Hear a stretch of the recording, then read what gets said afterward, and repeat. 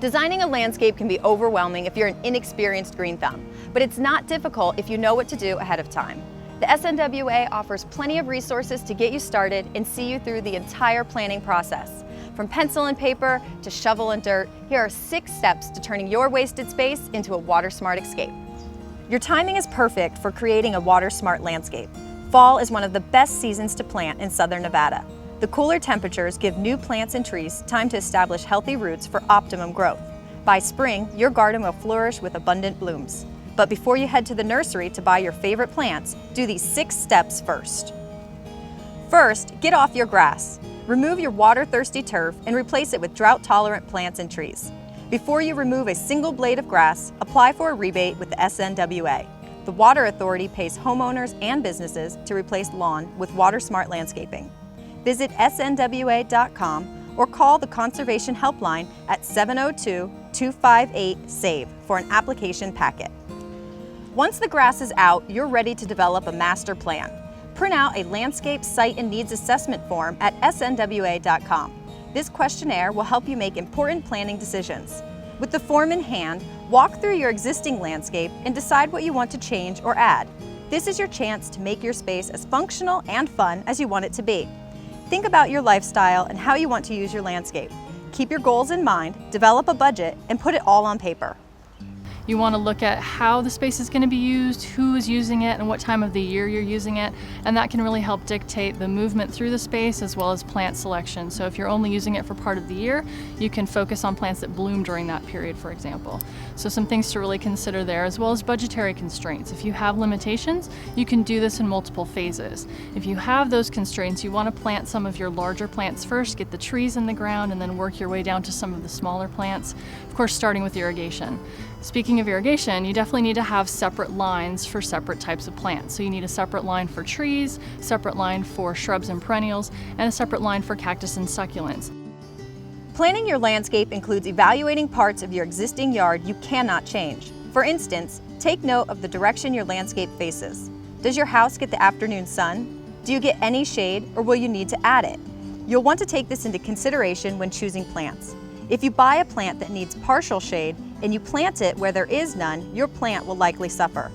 Other permanent features to consider are slopes and views. These are fixtures you may not be able to change, but can work around if you get creative and repurpose your space. The valley's hard soils also come with the territory, but you can improve them. Amend your soil with a balanced fertilizer containing nitrogen, phosphorus, and potassium. Experienced gardeners prefer to use composted organic material, which decreases potential problems such as disease. The bottom line, the more you nurture your soil, the better success you'll have in your garden. Well, the soil in the valley is not necessarily bad, it's actually perfect if you're a native plant.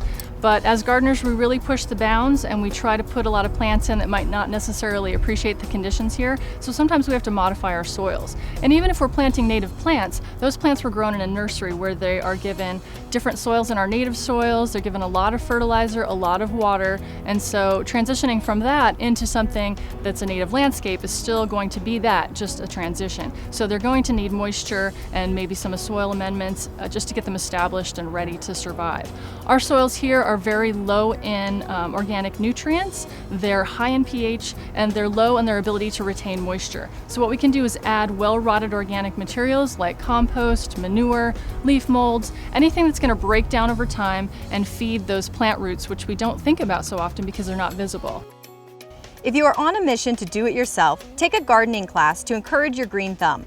The Springs Preserve has monthly gardening workshops and drip irrigation classes that walk you through the entire planning and planting process. There's a lot of great resources out there. I recommend visiting gardens to see what is looking good throughout the seasons, and this way you can see what appeals to your own personal aesthetic. And also there's a lot of classes available, a lot of local plant groups that meet. It's a great way to meet other folks, and a lot of books and online resources. But when you're reading online or reading in books, you want to make sure that they're region specific, because growing plants in the desert is much different than growing them around the rest of the country. So make sure that that information actually translates to where we are. In addition to that, there are home and garden tours, and you can visit springspreserve.org to see what we offer seasonally for more advice and information.